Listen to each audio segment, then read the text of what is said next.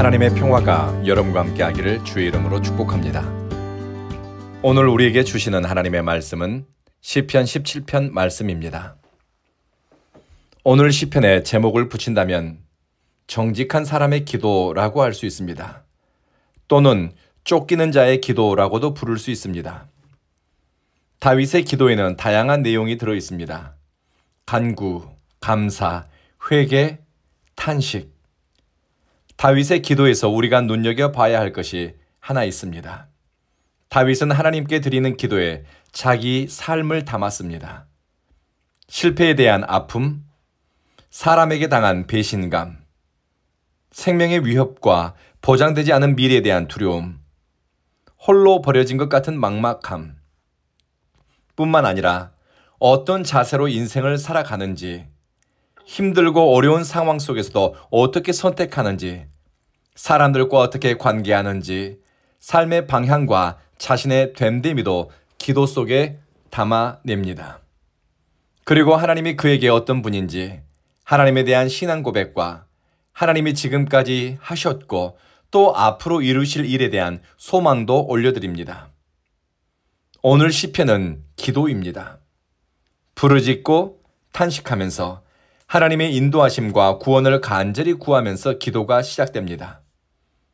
자신의 삶을 위협하고 생명을 노리는 사람들이 있습니다. 생업의 현장을 위협하는 큰 문제가 있고 악인들이 악을 도모하며 달려드는 상황에서 하나님께 도와달라고 은총을 구합니다. 다윗은 이렇게 기도합니다. 거짓 없이 드리는 내 기도를 들어주십시오. 하나님은 거짓 없는 기도, 정직한 기도에 응답하는 분입니다. 거짓이 없다는 것은 그 삶이 왜곡되지 않고 악인의 길에서 자신을 구별하며 하나님이 기뻐하는 길을 찾고 거리낌 없는 양심으로 살아왔다는 것입니다. 기도는 삶을 담습니다. 기도는 삶에 영향을 미치고 또 삶은 기도 언어를 만들어냅니다. 자신의 기도가 정직하다는 것은 사람 보기에 그럴싸하게 들리는 말만 늘어놓는 것이 아닙니다. 거룩하게 살아본 적이 없고 악하고 불의한 선택을 하며 살아왔던 사람이 거룩하고 자비하신 하나님 어쩌고 저쩌고 하는 기도가 과연 정직한 기도일까요? 사랑이 없고 무정하며 다른 사람을 걸어 넘어뜨리거나 악과 독이 가득한 사람이 기도할 때만 자비로우시고 노하기를 더디하신 하나님 어쩌고 저쩌고 기도한다고 하면은 그 기도에 진실함이 담겨 있을까요? 거짓 없는 기도는 내 기도말이 삶에서 우러나왔고 내가 신앙 고백하는 하나님의 성품에 합당하게 살아가기 위해 애쓴 삶이 들어있는 기도가 거짓 없는 기도입니다. 포장된 신앙 언어, 삶이 빠진 매끈한 기도 언어, 변화로 나타나지 않는 성경 지식은 울리는 꽹과리가 되기 쉽습니다. 하나님은 우리 마음의 중심을 살피고 신앙의 방향을 살핍니다. 주께서 나를 판단하시며 주의 눈으로 공평함을 살피소서라고 다윗은 기도합니다.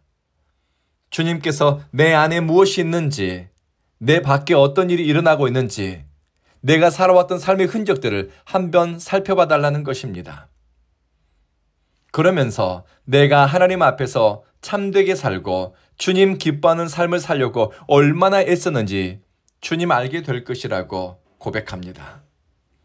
다윗은 자기의 있는 모습 그대로 살아온 삶을 하나님 앞에 드러냅니다. 기도는 하나님 앞에서 나를 포장하는 것이 아닙니다.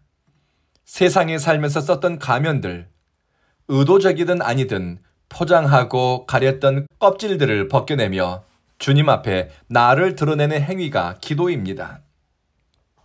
다윗이 얼마나 하나님 앞에서 정결한 마음을 품고 살기 원했는지 짐작할 수 있습니다.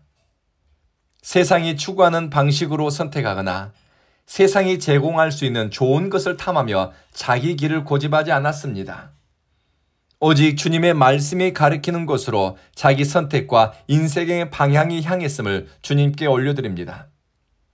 4절에서 이런 고백을 합니다. 세번역 성경으로 읽어드리겠습니다. 남들이야 어떠했던지 나만은 주님께서 하신 말씀을 따랐기에 약탈하는 무리의 길로 가지 않았습니다. 내 발걸음이 주님의 발자취만을 따랐기에 그 길에서 벗어난 일이 없었습니다. 그런데 이해가 되지 않는 일이 있습니다. 이렇게 주님을 바라고 전심으로 주님을 사랑하면서 믿음으로 살고 말씀 쫓아 살아왔는데 그의 앞에는 감당하기 어려운 대적들이 나타난 것입니다. 이유 없이 해코지합니다. 잔인하고 평화와 행복을 깨뜨립니다. 그들은 파괴적이며 공격적이어서 두려움을 가져다 줍니다. 그래서 다윗은 하나님께 부르짖습니다.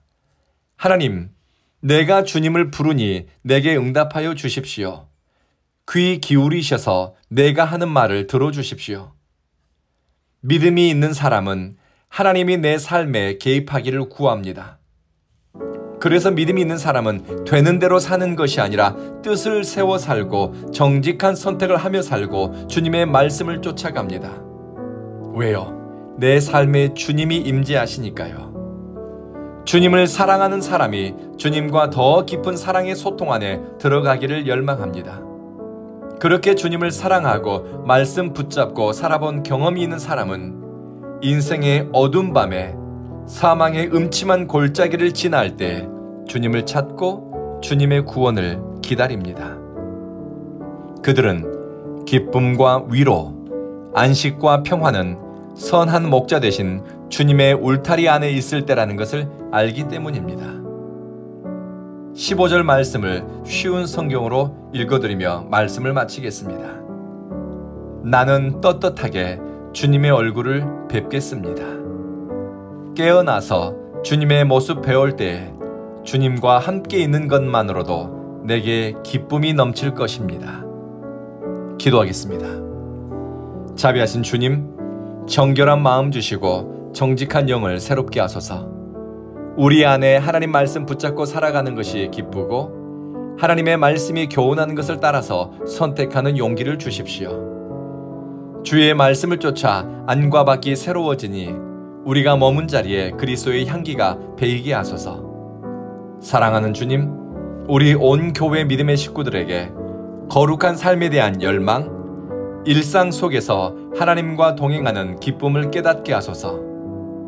이곳 온 교회에서 믿음의 진보를 이루게 하시니 더 깊은 기도의 사람, 지혜의 사람, 사랑의 사람으로 성장하게 하소서.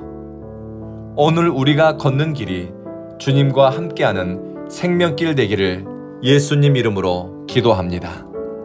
아멘.